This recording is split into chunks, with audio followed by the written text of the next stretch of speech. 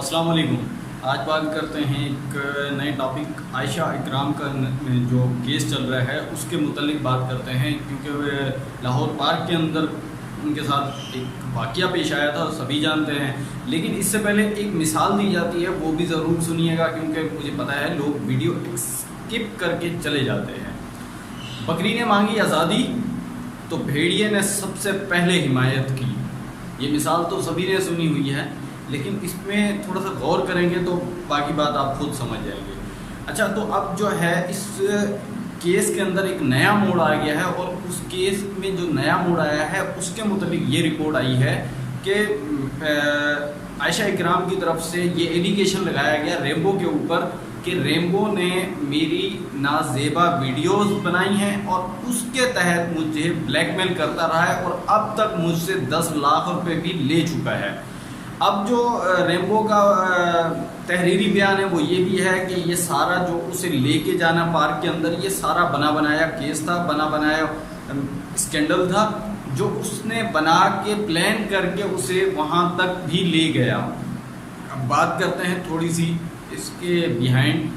اس کے پیچھے کی تصویر کہ بھائی ریمبو کے ساتھ اس کا رابطہ کیسے ہوا، ریمبو کی باتوں میں وہ اتنا یقین کیسے کر کے چلی گئی۔ اگر وہ بلیک میلنگ تک بھی بات پہنچ چکی ہے تو بلیک میلنگ سے پہلے جو رابطہ ہوا وہ کیسے ہوا، اور اس نے کیوں نہ بتایا اب تک پولیس وغیرہ کو ان چیزوں کو، ٹھیک ہے، یہ ساری چیزیں بھی ہوگی۔ اب لوگ جو ہے نا وہ مطلب ہر کسی نے اپنے اپنے طریقے سے رنگ بھرا ہے اس تصویر کے اندر، اس معاملے کے اندر۔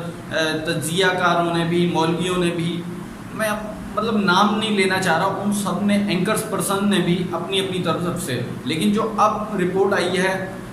عدالت کی طرف سے اور وہاں پہ جو پولیس نے کارروائی صحیح سے مطلب اپنا کام کیا ہے تو پتہ چلا ہے کہ یہ چیزیں ایسے ایسے ہو رہی ہیں۔ تو نیا موڈ جو تھا وہ بھی میں نے آپ کو بتایا دیا۔ اب اس کے پیچھے جو ہے وہ تھوڑا سا دیکھ لیتے ہیں کہ آخر ان دونوں کا رابطہ کہاں سے ہوا، کیسے ہوا، وہ بھی تو ہونا چاہیے، ساری چیزیں پتہ ہونی چاہیے، عوام کو بھی پتہ چلنا چاہیے۔ یہاں تک کہ بات بلیک میلنگ تک پہنچ گئی تو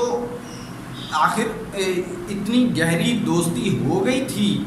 تبھی تو یہ سب کچھ ہوا۔ جیسا کہ پہلے ہی میں نے مثال دے دی کہ بکری نے مانگی آزادی اور بھیڑیے نے حمایت کی، پہلے ہی حمایت کی، ٹھیک ہے۔ تو اسی طریقے سے سارا کچھ چل رہا ہے۔ اب میں کسی کے اوپر ایلیگیشن نہیں دے رہا کیونکہ سزا دینا عدالت کا کام ہے اور یہ سوال کرنا عدالتوں کا کام ہے، ہمارا نہیں، لیکن میرا کام صرف یہ ہے آپ تک حقیقت پہنچانا کہ خدارہ ان چیزوں سے، ایسے لوگوں سے بچیں، اپنے آپ کو، اپنی عزتوں کو محفوظ رکھیں، کسی سے کوئی رابطہ نہ رکھیں، کسی سے کوئی امید نہ رکھیں، کوئی ہمدردی نہ رکھیں۔ یہ دنیا صرف اپنے مطلب کی ہے اور اپنے مطلب تک ہی رہتی ہے، لیکن آپ اپنے آپ کو محفوظ رکھ سکتے ہیں تو صرف اسی طریقے سے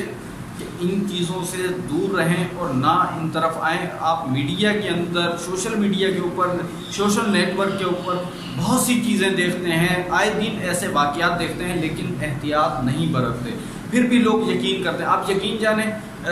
کراچی کے اندر میں پارکوں کی بات کر رہا ہوں کہ وہاں پہ دن دہاڑے میں دیکھتا ہوں کہ وہاں پہ لڑکی لڑکا بیٹھے ہوئے ہیں، وہ شادی شدہ ہیں،